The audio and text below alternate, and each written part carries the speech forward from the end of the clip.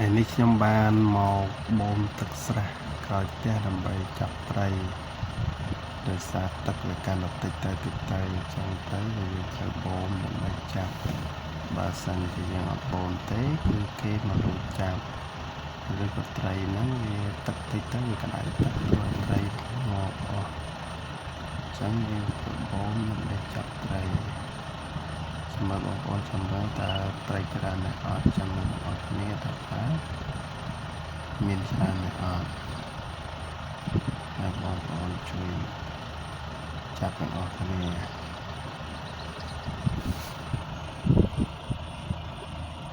ចិត្តរីងហើយបងប្អូនហើយពេលតបន្តិចទៀតគឺនឹងរីងទឹកពេលហ្នឹងយើងនឹងអាចឃើញត្រីត្រីមានច្រើនត្រីធំដែរអត់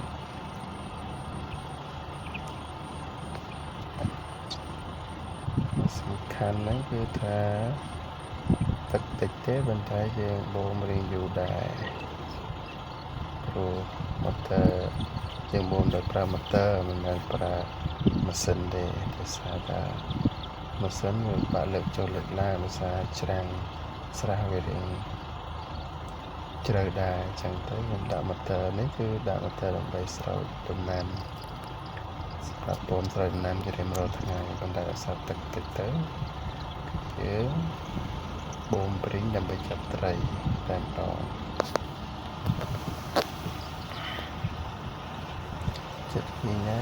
ឃើញត្រីតិចតួចមកខ្លះហើយ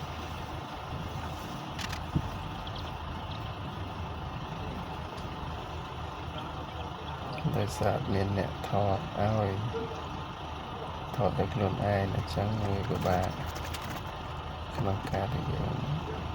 ដើរធ្វើសកម្មភាពចាប់អី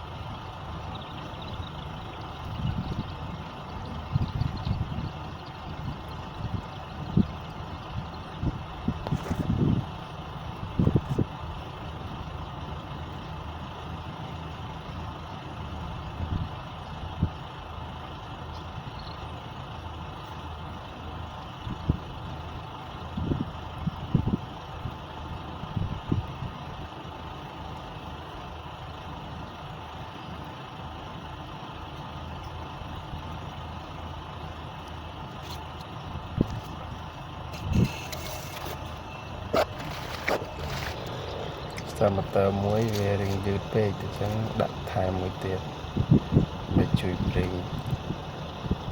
តាមម៉ូទ័រនេះវាអត់សូវខ្លាំងដោយសារបូមទឹករៀងខ្ពស់ទៅវាឡើងដល់លើ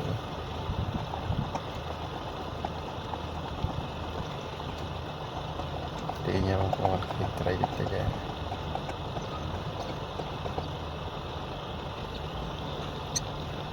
ណោមានណាត្រីរត់មកហើយគួរសមដែរនោះមកច្រើនណាឱកាសលោតឡើងចាប់ឲ្យលើមុន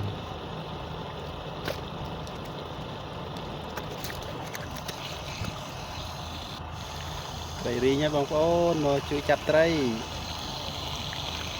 រីងបងប្អូនត្រីធំមានណាដែរនេះស្រុកយើងវាហៅត្រីក្តាន់ហាយធំចុះហើយនេះត្រីចុះទៅសបោមកខ្ចោះ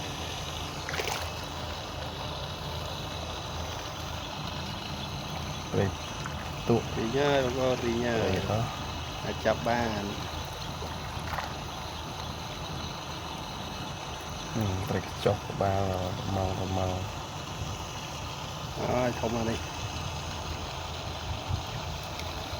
ពុកមាត់វែងណាពុកមាត់អីយ៉ាធ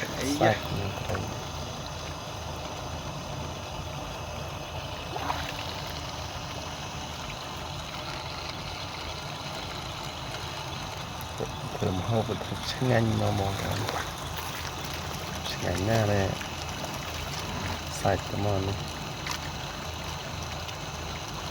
ត្រីអោននេះតែមិនមែនត្រីអោនទេគេហៅត្រីក្តាន់ហាយស្រុកខ្ញុំ នឹងតែស្រុកបងប្អូនគេហៅអីដែរណាបើរកថត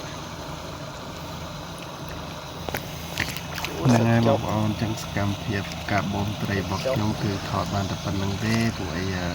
ដល់ពេលដែលខ្ញុំចុះទៅចាប់ត្រីគឺអត់មានអ្នកថតចឹងទេ